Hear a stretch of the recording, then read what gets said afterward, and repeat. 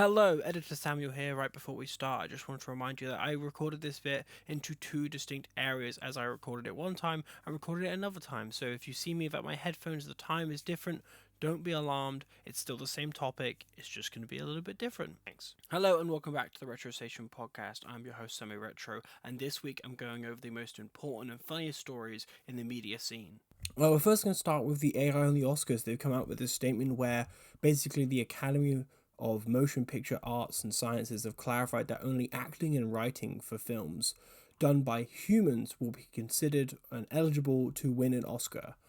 And I really like that. I'm really glad they finally put a stop to leeway or anything that's dumb about if AI can infect and kind of push themselves to be a part of the AI Oscar race, essentially, because a prime example of this is in The Brutalist a couple years ago with Adam Brody and how he won the Oscar for his amazing performance in The Brutalist. I'm not denying his performance.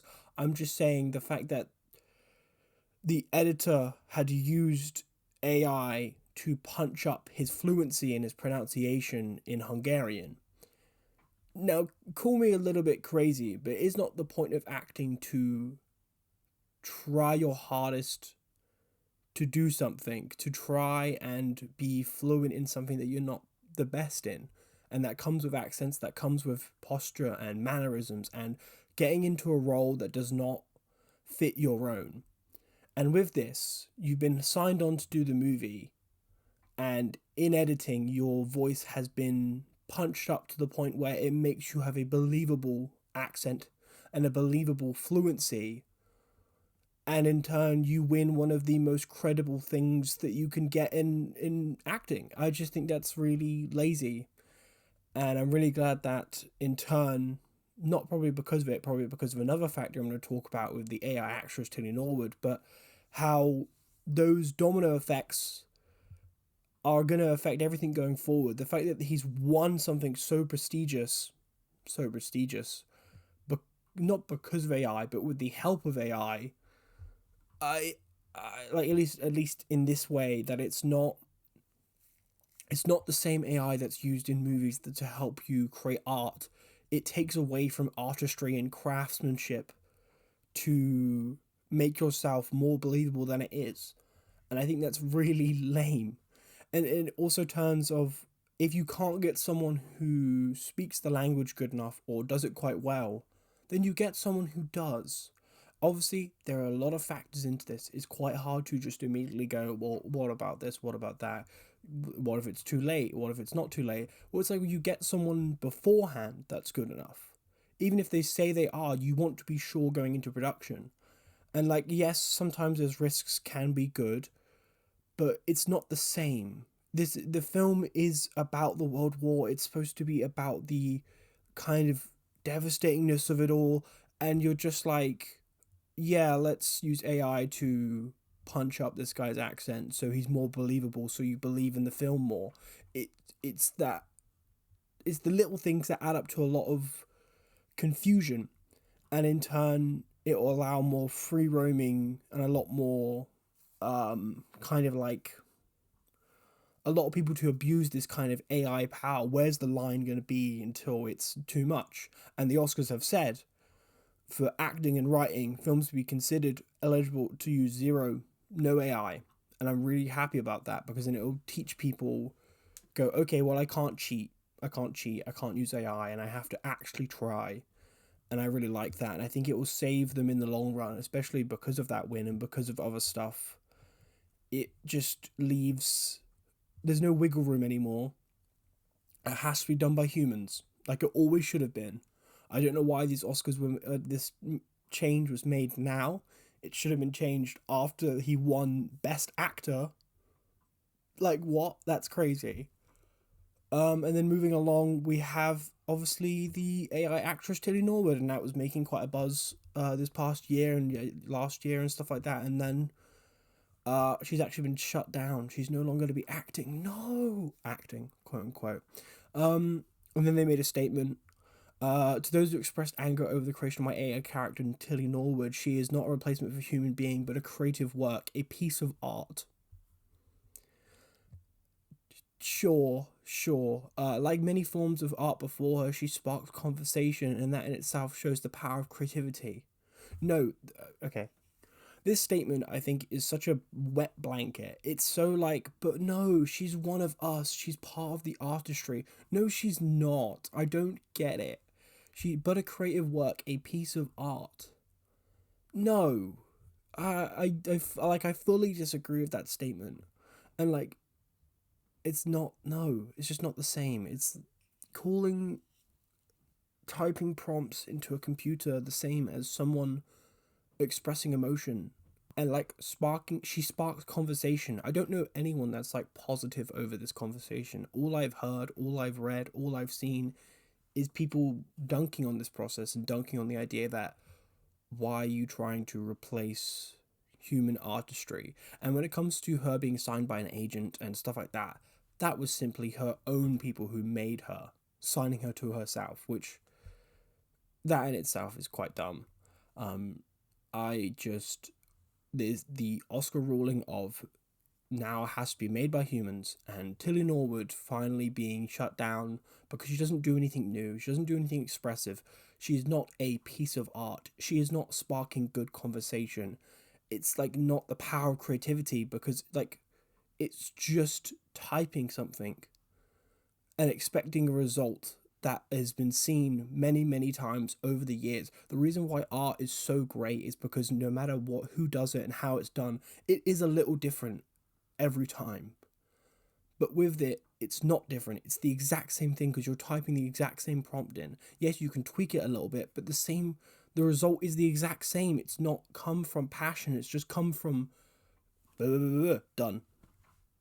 It's not worth it, and I hate that it was even made in the first place. I think it takes away so much of what goes into being an actor and being an actress and everything like that. It will going to be a creative, essentially. Because if she can create this by just typing a prompt in, doing whatever it takes, and it's good enough, like how The Brutalist and the accent is good enough to passably be Oscar worthy, that's just not okay. And I'm so glad that the Oscars, the highest prestiging award you can get in the industry, has said no to it. I think a lot of people that have not followed from it before have finally need to accept that there needs to be some negotiation there, and it needs to be a way that you can both, I guess, accept it and get rid of it, because it's not going to go anywhere, this AI stuff, but it needs to be regulated in a way that it doesn't affect the artistry that has been going on for so long and take over things that have been so important to so many people growing up and just being in the industry itself. At least that's what I think, because Jesus Christ, why was this not a rule in the first place as soon as AI started to come up and in conversation? And then I watched Everything Everywhere All at Once finally. I don't know why it took me so long to get to this film, but I think how this film is just beautifully made. It's amazing. It's very creative in what it's trying to say. The review I put up was basically just like, it really is the family you made along the way, and I mean that as the absolute compliment that it deserves it to be. I loved the wackiness. I guess the humor was a bit random XD, but I love that for it. I think to show, and like the people can say, oh, it's just random for the sake of being random, but I think that's the whole point, is that these fluctuating feelings of being up and down are random. They're never going to be stable. They're never going to be one. And like the whole film is trying to suggest that yes, you have good moments, but then you also have bad moments, and that's what makes us human. And in turn, making us human is what is so beautiful. The entire conversation of, oh, there could have been a better version of me out there, but that's not the version that I am. That's not the version of my husband that's there, not the version of my daughter. Even if it seems so universal that things are bad and things can be better, you understand that you're not alone in that process, and you're not too far away from someone who gets it. And I think that was really great, and I think that was very visually shown with obviously the bagel, and how at the end it's the versions that we've been watching. It's not a different character. It's just the mainline versions, not the alpha versions. It's just the people, and I think that's really nice. And that conversation and them being the rocks was really cute. And how she does actually chase after her, and she goes down the mountain. It's like you're going down for something. And that entire conversation with the car, I think it shows a lot to the barriers of parents and generational kind of fluctuations of hatred and love, and how obviously the daughter wants to come out, but the mum is projecting her own kind of scared and insecurity of it onto the granddad. And then in turn, whenever they're, and then when it's all freaky and they're this action mission, she's the complete opposite. She's like, no, I'm going to go against it, because as much as I am insecure about it, they are still a part of my family, and they're still part of what's around me. And that's the whole kind of point, obviously, of doing it in the first place, accepting the bagel, but understanding that there is a way out of the hole. There is a way out of this kind of badness and sadness that comes with it. I think that was really great. Thought the film was fantastic. Didn't give it a 5-star, I gave it 4.5, because I think the overall message is really, really good. It's really there. It's really poignant, but sometimes a little too much in the face, and we don't get much subtext. And in return, we get wacky action sequences, and I love that. I love the action sequences. I think because they're so random, it gave a lot of flexibility in what you can do. A lot of action sequences that are good, that they're memorable, and in turn, these are quite memorable because they're so random and out there. I wish sometimes we did just stick, just slow down the slightest bit. I think we definitely did. We got that, but just a little bit more. And that would have been just like literally 2 minutes more of it, and that would have been the sweet spot. And I loved how it's broken up into parts. I love how the title makes sense at the end of the film. It's like, it reminds me when I watched The Third Man, and the title makes sense kind of majority of the way through. You go, The Third Man. That makes sense. That's really cool. But overall, really good time. Thumbs up of approval, you know what I mean? It's a really good film. In complete other news, which is so nice, Greta Gerwig's Narnia is getting a full theatrical release and then going on to Netflix. At least that's what people assume. That is fantastic. That is what we've needed. I think, especially in terms of Netflix as a company, their entire regimen is you have to pay on Netflix to see what we can do. But they've realized that's not sustainable long term. And because of things like Knives Out 3, Frankenstein, they've had their days in the cinema. And that kind of, a limited window. And especially when it comes to the Paramount and Warner Brothers merger, obviously Netflix was originally signed on to that. But with that, the concern there was, is Netflix going to allow their films, their catalogue, to be into full theatrical releases, 45 days, more or less? At least they stated that that was going to be the case. They weren't going to mess with anything. But you don't know that because that's not what happened. It's only their say, not what they're doing. You just make more money in the long run, and I think they were maybe testing the waters with Frankenstein and Knives Out, but maybe it's really hard to say if they were testing the waters with it. But with this, it does show credibility in what they were doing. I think they believe in Narnia as this family franchise to be shown on full theatrical releases, then going on to Netflix. The fact it's confirmed it's 45 days before arriving on Netflix. Fantastic. Thank God. Because if I had to wait or go to a bigger city just to watch a film, it's not accessible. Especially for Narnia, and especially because of Greta Gerwig's last work as Barbie being so commercially successful ever, reinventing the Barbie brand entirely, I feel like, yeah, why wouldn't you want basically your star player to show off and flex its creativity? And I wish they tested the waters with Frankenstein and Knives Out 3 at least. They could have done at least 30 days in the cinema, made money, and then gone to Netflix. Then at the same time, they're like, well, it's a Netflix thing. you need to be paying for Netflix. You can go watch the film and not pay for the Netflix subscription, and you've still seen it. And this, but I think for Narnia, it's so important to a lot of people, family films especially, that they'll just go 45-day release for this one, then they'll put it onto Netflix, and the people who wait, they can watch it then. And I like that. I think it should always be that. I think you should have done that for Frankenstein, should have done that for Knives Out. I hate that it's essentially either in film festival type things or it's just for one day. That's so lame that it's just one day in theaters. But I'm really glad, because I think Narnia and Greta Gerwig, they do such a great job. I think this is a good title, it's a good IP. Obviously, we've had the films in the past and the books themselves.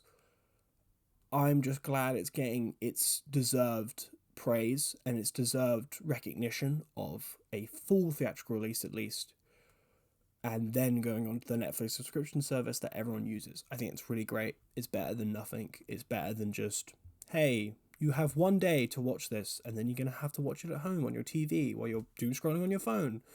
I'm glad.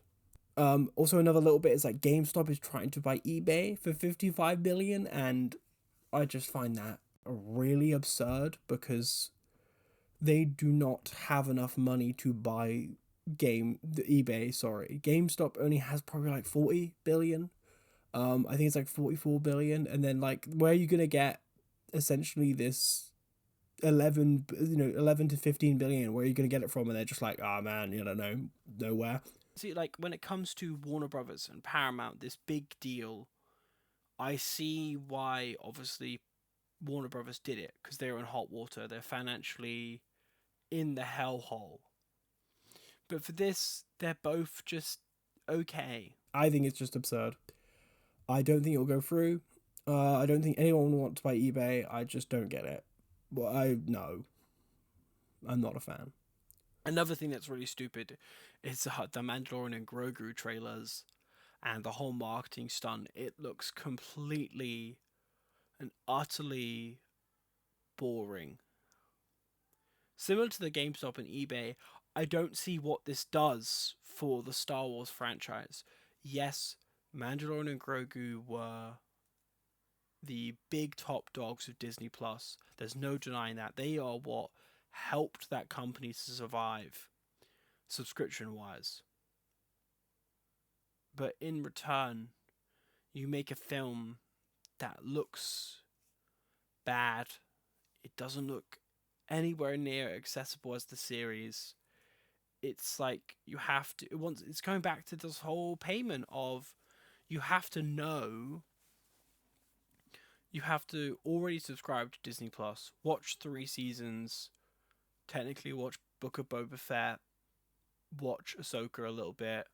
You have to understand the Star Wars franchise to even watch this in the first place. And this trailer doesn't sell you anything except, oh look, it's the little green guy. And that sucks, because Mandalorian as a character is so interesting in terms of its lore and its characters and its world building for the new era of Star Wars, because it's one of the only projects that is set in the sequel realm. Most Star Wars content we get, like Andor and other animated stuff, it's in the past, it's during Clone Wars, it's a little bit after that. This is their new relaunch, essentially, of the modern day Star Wars. And what they're doing is just an episode, an extended episode of the show. And I think that sucks. I know we're getting Starfighter with Sean Levy, Ryan Gosling, and that's fantastic, but that's not out for another year. And I would have preferred it if they waited. I would have preferred it if it waited until Starfighter. I think this sucks. If you are genuinely a fan of The Mandalorian and Grogu, what is this film about? I've seen every trailer, I've seen every promo, I've seen it on WWE, I've seen all the promo from Mandalorian and Grogu, and I just don't get it. What is the point of this film? It feels like it's rehashing everything that the show has already did. But if you've seen the show, then what's the point in seeing the movie? It feels like we're going in a circle here, and they're cashing in on Pedro Pascal and the Green Baby. We did that for like 4 years. And I love Mandalorian. I think the first season is so good. Second season is pretty good. The third season is okay. Is this movie going to be shit? Because it feels like a bona fide Disney Plus movie. It feels like it should have been a special presentation for Disney Star Wars. It should have been a continuation of on Disney Plus, because this is what it is. It is a Disney Plus show. Unlike Starfighter, it's got Ryan Gosling, who's in the cinemas constantly. Project Hail Mary was fucking incredible. Sean Levy, you may not like him, but Deadpool and Wolverine, Free Guy. Like, these are movies that had been in the cinemas or been in theatrical releases. This has not. So we don't actually know why it's going into cinemas, except the Disney Plus percentages, and except the Green Baby, because you know who the Green Baby is. You know who that little guy is. Why would you not want to see him on a bigger screen? It isn't trying anything new. If they maybe aged up Grogu in some capacity, if Mando changed in any way, but the mannerisms and everything feels the exact same. The visual flair is the exact same. A clip got released, and it's horrible. It's just a volume blue screen mess, and I wish they I've not been convinced. Then in complete other news, the Odyssey came out. Obviously, this is the follow up to Oppenheimer by Christopher Nolan. Not actually directly, but the mythology take on a film with Matt Damon, Tom Holland, Robert Pattinson. It's got these stars that are cast of every dad and son's favorite actors. Matt Damon, Good Will Hunting. Tom Holland, he's Spider-Man. Robert Pattinson, he's Batman. I think the trailer looks really good. I think a lot of people are very negative on it because it doesn't draw in what Oppenheimer drew in for movie fans. I think because this is a follow-up to a very successful movie, a follow-up to a very successful director, and everything like that, you know what I mean? Like, Oppenheimer broke the way that movies could feel like in some capacity, especially marketing wise, especially because people would see it and they would understand Christopher Nolan as a director to an absolute T. This is the best that he's ever done. And with the Odyssey, how do you follow up on a magnum opus? How do you follow up on the best of your abilities? And I think the Odyssey looks good. I'm excited for what it's telling. I'm really glad that he's going in more of a wacky route. Obviously, his films have always been kind of experimental in terms of what high budget traditional directors can do. I mean, made Inception, then went on to do, you know, superhero stuff, and then went on to do Tenet and Dunkirk. Like, he's done every genre, so this is his turn of something that's a little bit more out there, and I think this is a good direction for him.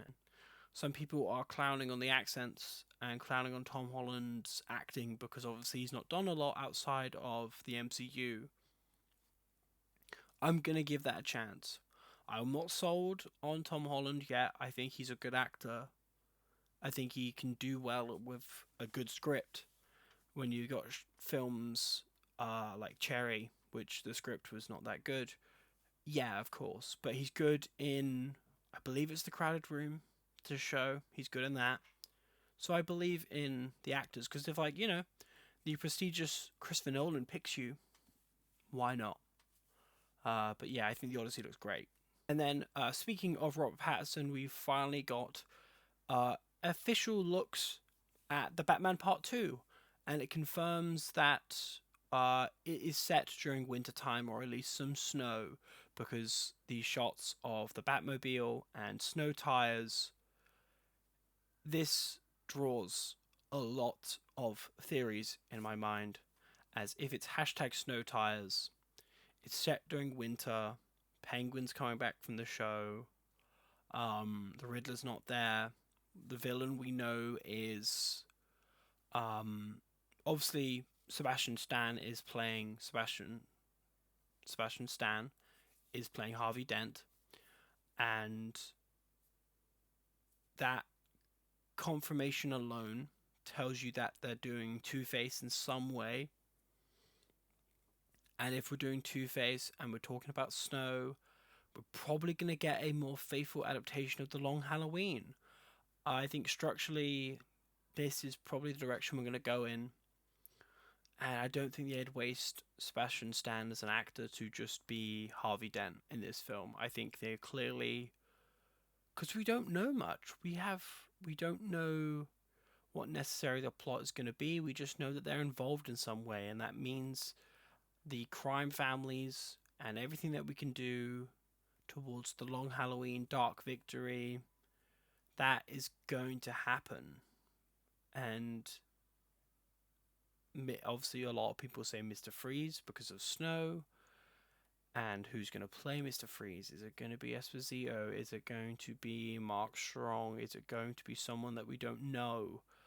To me, I'm cautious. Whenever a big franchise like this comes out, you always got to be cautious on what you're going to see, because you don't know unless you watch it yourself or you see a trailer, because marketing can sway you in such big ways.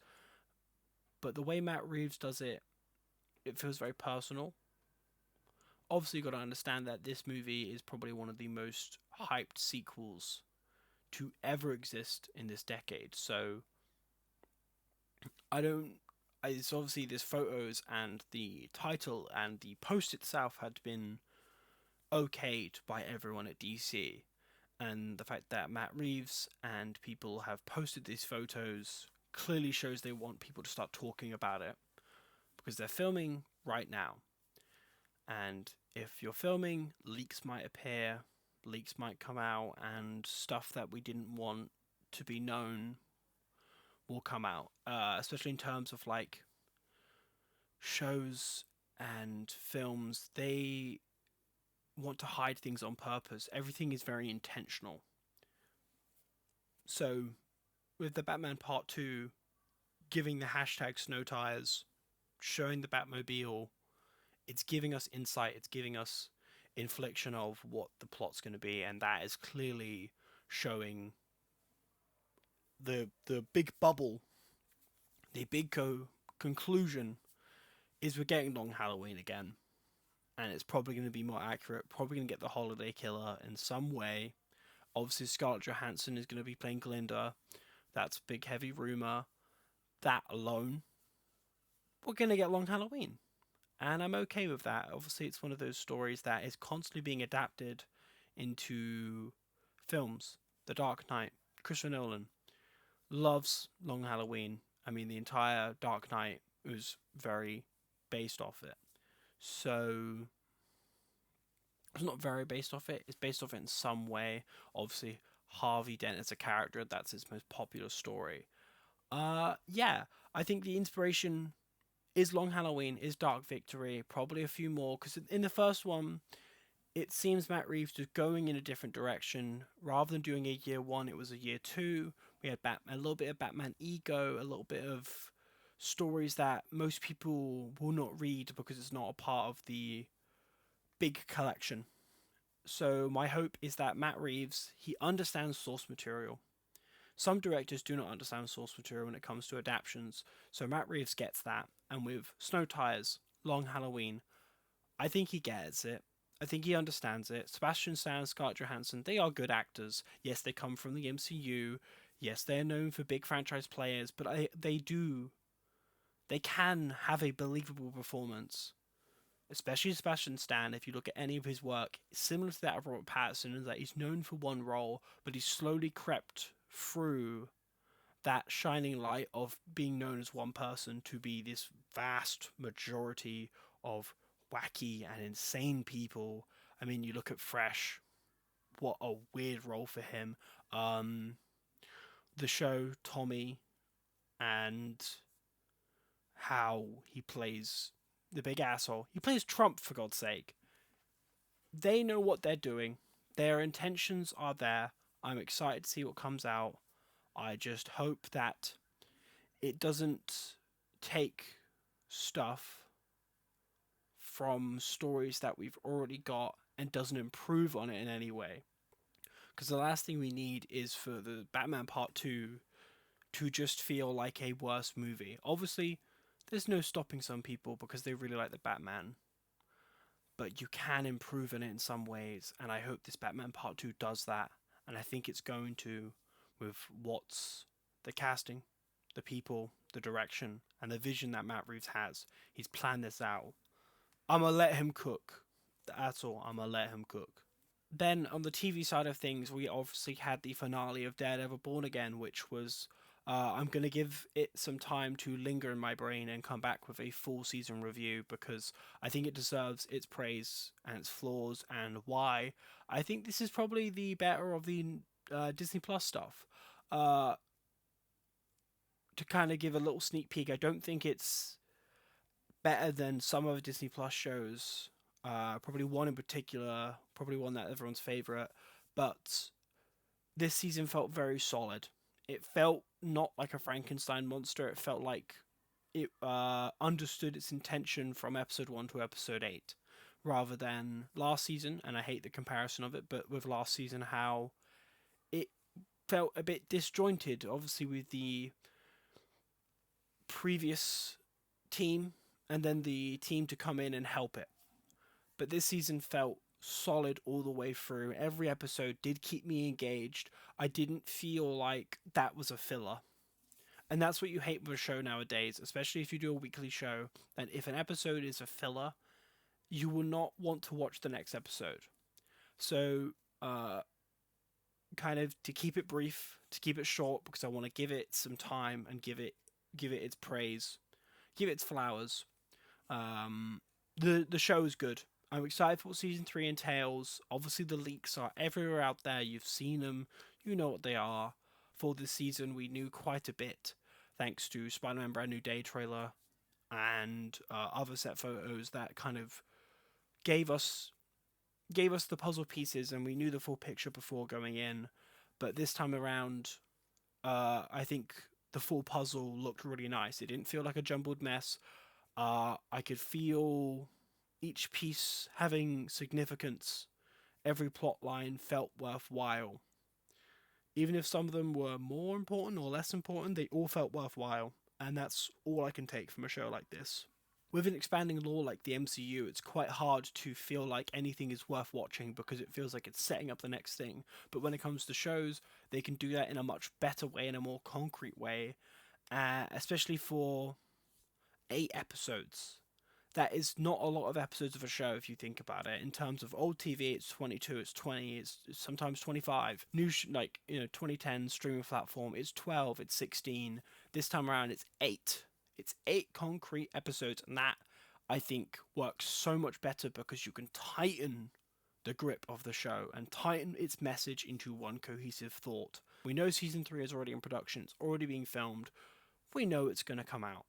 So let's keep that train on a nice ride. Let's not go too fast. Let's not go too deep into the waters. Let's take our time with it because that's why this show works so effectively, because it takes its time.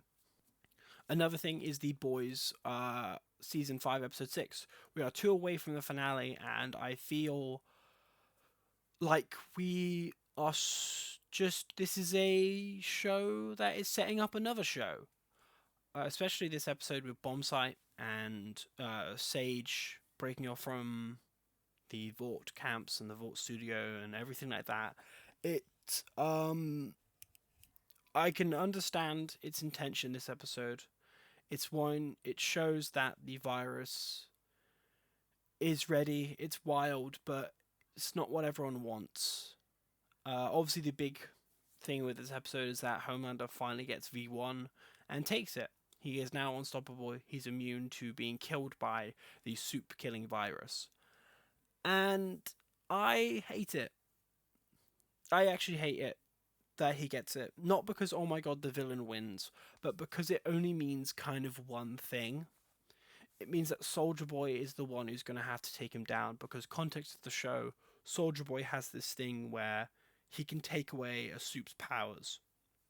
He hits them with this blast, basically like an Iron Man repulsor from his chest, and he takes away their powers. He did it in this episode to Bombsight, which was obviously a character who's going to be in the Vought Uprising show, the prequel show to this.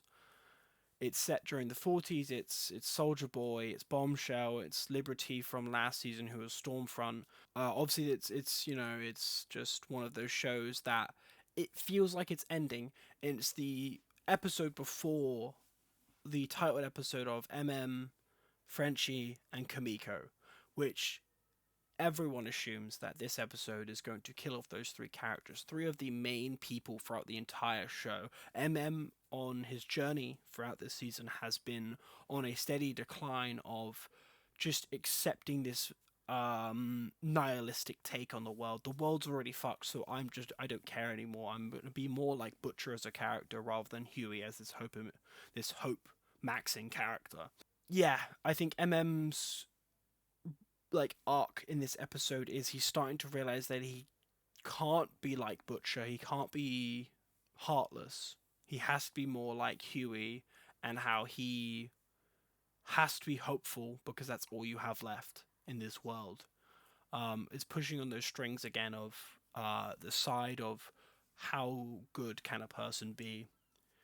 And I hope with MM's probably demise in the next episode, it feels worthwhile. It doesn't just feel like, he's gone too soon. I don't want it to feel like that, because he's one of these core foundations of the show and feels so worthwhile, Mother's Milk, as a character, because he pushes that grey value, that grey moral value of you can be good by doing bad things. Butcher is just fucking, oi oi cunt, we gotta do this, gotta kill people, I don't care anymore. He's heartless. But is in the middle of that. He's the middle of the road, essentially. But yeah, his demise next episode will probably be quite sad. In terms of other characters like Kamiko, later on the episode, we have her kind of push back on wanting to accept the V1 to be immortal. And that in turn lets her die to this virus and die with other people, because if she goes out like the rest of humans, she'll be a part of them, and she doesn't feel like she's above them in any capacity. I think this entire season is trying to teach its characters that there is always someone with a higher power or a higher opportunity for you. And for the boys, the humans, it's like you can't compete with a soup, so you have to become like a soup. But then in turn, if you become a soup, you become inhuman in some ways. And with the inhumanness and becoming something that you are no longer drawn to with your own DNA and your own strand and your own morality, it just, you become an asshole. You become someone who's not worthwhile. And the characters of Butcher and Starlight is their previous, at least with Starlight, her arc during the first couple of episodes have been that she lost kind of more humanity, more morality. She's willing to kill, she's willing to take what she wants sometimes. But then, because of Huey as a character, he's so hope-maxing, he's so hope-fucking-pilled, he draws her back in, but not Butcher, because Butcher is too heartless. Yeah, I think that's really, really nice. I think it's really great. Soldier Boy is another one of those characters that, as much is on the side of Butcher and Homelander being heartless, he still does have this sense of humanity. And this sense of humanity comes from his past and his previous attachment to things. Because of Soldier Boy, Homelander gets the V1, Bombsight loses his powers so he can be with someone he loves. He is this, like he is this middleman of, if I don't do what Homelander says, my son, is going to be annoyed with me and in turn piss me off more. I hate him, but I can't annoy him because then he'll come after me and it'll make it my problem. Um, and like when Homelander knows it's impossible to not find the V1 without Soldier Boy, he immediately goes into this weak baby mode, being a absolute dickhead and going, "Oh man, wow, it's not fair. Oh, but you're my dad." It's like and that attachment of father and son, this higher power, this higher ascension of you always authority. Even if you don't perceive it to be religion as authority, it always is going to be in some capacity. So this entire arc for Soldier Boy is accepting that he does have authority over him because of his biological attachment. So it's funny, it's weird, it's wacky that Soldier Boy takes Homelander's side because of that biological attachment at the end of the episode. Makes him immortal like him because he also has V1. It's just wacky and weird. I do also like Sage's plan, how she's just like, when fuck this, I'm gonna work with the boys, I'm gonna work with these people because Homelander's gone insane. He's got V1 now, everything's gone to shit. I think that's great. It's a bit of a surprise, a bit of honesty, but I loved it. And like her plan is just helping the boys stop Homelander, but does not succeed. Hilarious. To conclude my thoughts on that episode and kind of the nerdy news roundup, I think it's really nice to see that big studios are going in the right direction for aspects of AI theatrical releases. Sorry, it's nice. And one quote from this episode of The Boys that I really, really loved is, "Summer is only beautiful when you know winter is coming." And I think that can be attached to the entire morality of The Boys. If they were to live forever, it would not feel worthwhile. Everything would feel numb. It would feel nihilistic. And the same goes for AI. If we know that there is no physical evolvement of emotion, character, plot, if everything felt the same, it would feel redundant, it would feel nihilistic in terms of who you are fundamentally. So I'm really glad that this is happening. I have been your host, Sammy Retro. I hope you've enjoyed my rambling. Have a wonderful day or night, and I will see you later.